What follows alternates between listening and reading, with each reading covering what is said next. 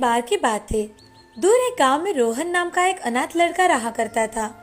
रोहन का कोई घर ना होने के कारण वो दिन भर मजदूरी का काम करता और रात के समय पेड़ के नीचे सो जाता था।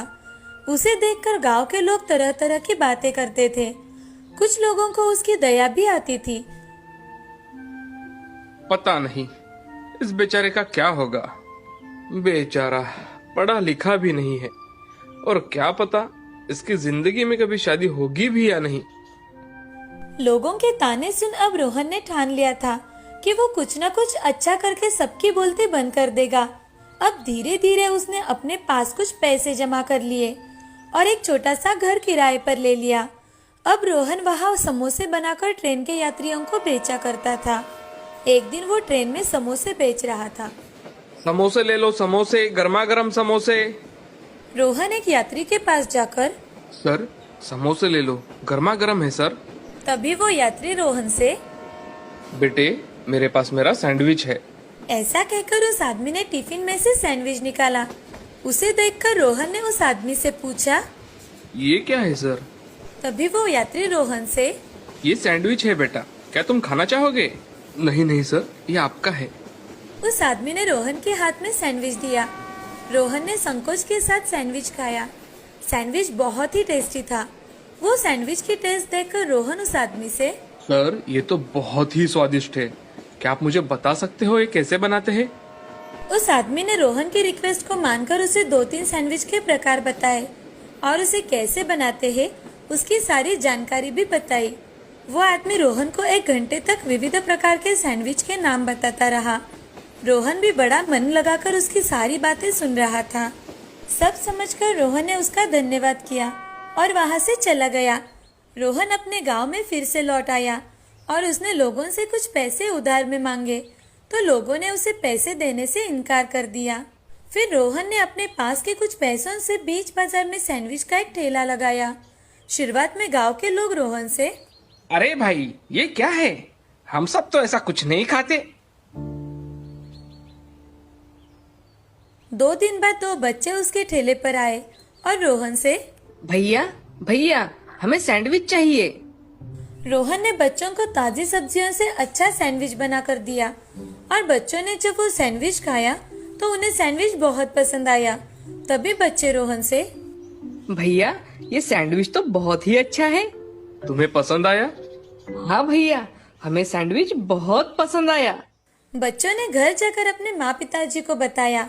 उस दिन से रोहन की दुकान पर सैंडविच खाने के लिए भीड़ जमा होने लगी।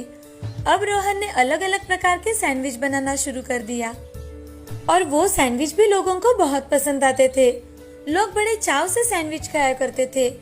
जिन औरतों से सुबह टिफिन नहीं बन पाता था, अब वो बच्चों को टिफिन में सैंडविच खरीद कर देने लगी थी। सैंडविच सब्जियों से बने होने के कारण सेहतमंद थे। बच्चों से लेकर बूढ़े लोगों तक रोहन का सैंडविच सबको बहुत पसंद था। कुछ ही दिनों में रोहन की अच्छी कमाई होने लगी।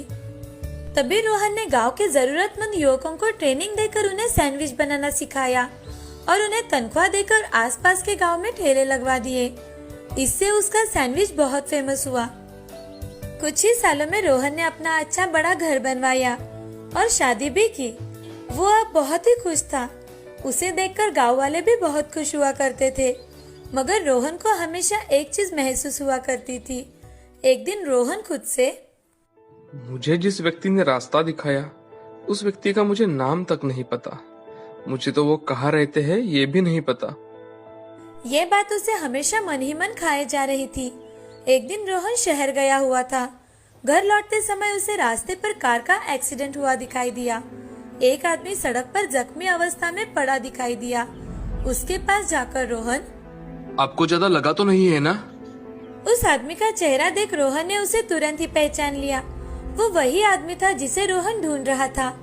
उसे उठाकर रोहन तुरंत ही अस्पताल में लेकर गया।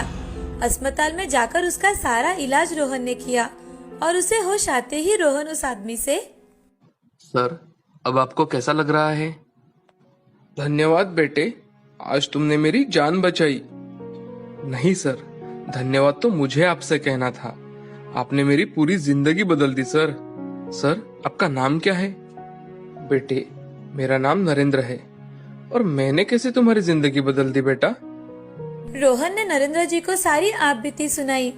नरेंद्र जी भी रोहन की कामयाबी पर बहुत खुश हुए। रोहन बड़ा खुश था कि उसने नरेंद्र जी की मदद की थी।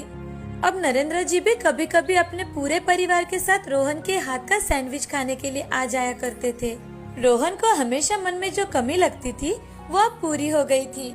इस कहानी से हमें ये सीख मिलती है कि सहायता सिर्फ वस्तु या पैसों से ही नहीं होती।